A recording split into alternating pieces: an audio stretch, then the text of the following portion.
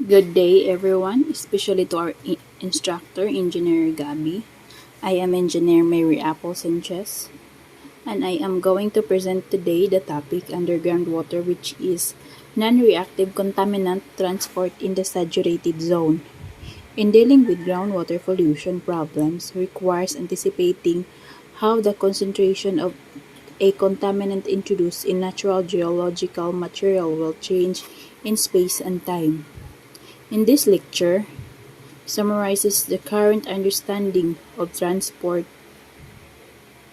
of a dissolved or suspended non-reactive solute in saturated porous medium by first understanding adduction and local dispersion, enhanced spreading due to heterogeneity, stochastic model, spreading versus dilution, and lastly is concentration fluctuations. Advection is a process by which microbes are carried by the back motion of the flowing groundwater, while local dispersion is the forward and backward spreading of the contaminant in the groundwater. As solute in saturated porous medium is advected by the flowing through it, the seepage velocity needs to be described. The pore scale fluid velocity is partially varying due to the three interrelated reasons. First is the no-slip condition renders the fluid velocity zero at the solid surfaces and the larger velocities occur away from the solid surfaces. Second is complex four-scale geometry and interconnectedness. And third is variability of pore sizes. Because of these factors, describing in detail the fluid velocity at the four scale is a difficult task. From the Darcy's law, the seepage velocity is the specific discharge divided by the porosity, which is n, and has the same units as the specific discharge.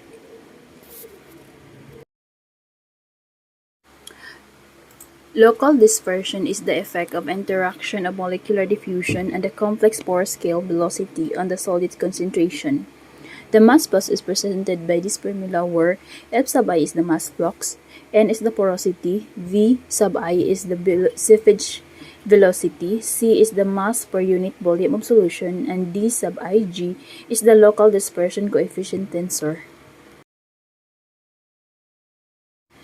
The next topic we will discuss is enhanced spreading due to heterogeneity.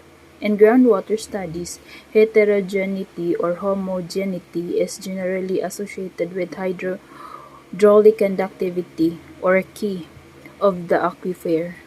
A clear distinction needs to be made between heterogeneity of porous media constitutive properties and the pore scale variability. This is because in most practical applications, the interest lies in the concentration of the flow's average over many pore volumes, while in contrast, seldom does the averaging occur over scales much larger than the scale of geological variability. As a consequence of geological heterogeneity, the solute concentration distributed in the field is quite complex, whereas in the laboratory tests with homogeneous porous media and measurements involving averaging over many pore volumes and concentration varies relatively smoothly in space, consistent with the classical solutions of constant coefficient transport equations. Next is field observation of macrodispersion. An overwhelming effect of geological heterogeneity is that it causes solute to spread much faster than that implied by the local dispersion coefficients. If a heterogeneous porous medium is subjected to a hydraulic gradient, the ensuing seepage velocity field will vary in space, as the different portions of the solute body will experience different seepage velocities. It will spread out much more rapidly than a hypothetical homogeneous porous medium. Here is the macrodispersal coefficient, are pragmatically defined as a half the rate of change of the spatial second moment in the field.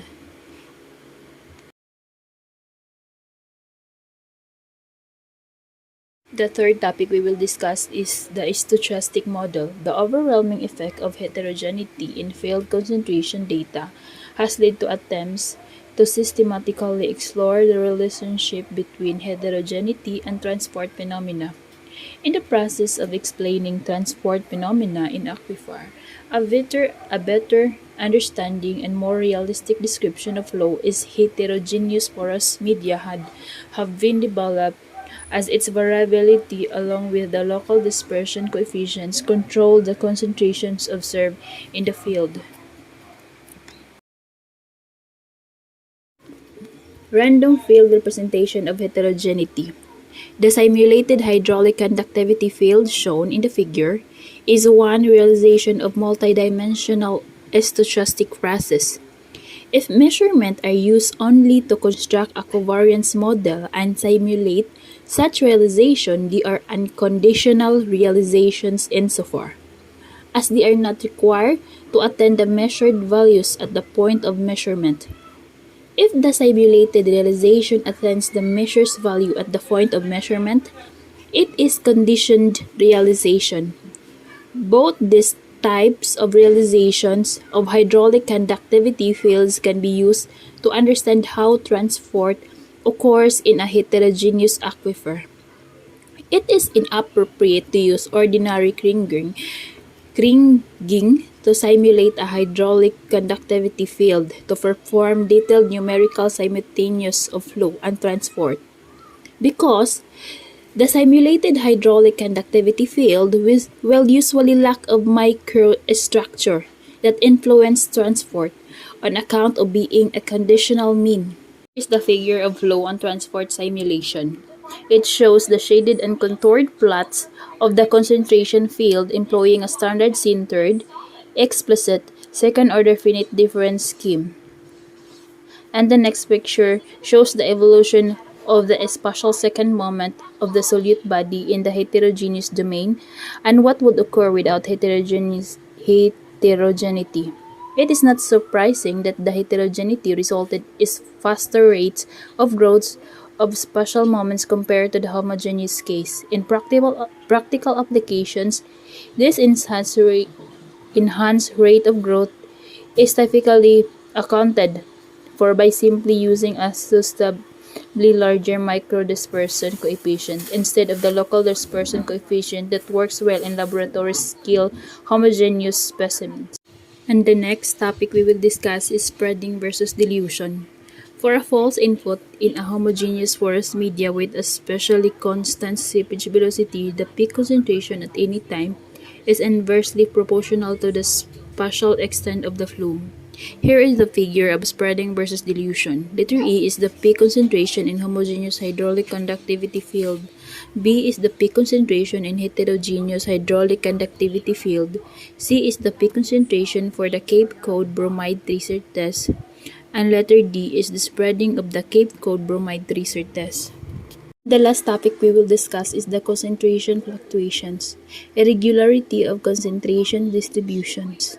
While the most modeling studies focus on describing some kind of spatial mean concentrations employing macro dispersion coefficient or effective dispersion coefficients, the peak concentration and the general variability of the concentrations or the mean concentrations may also be the interest, especially if the averaging implicit defining the mean concentrations is larger than the scale over which the contaminant concentrations of the possible concern.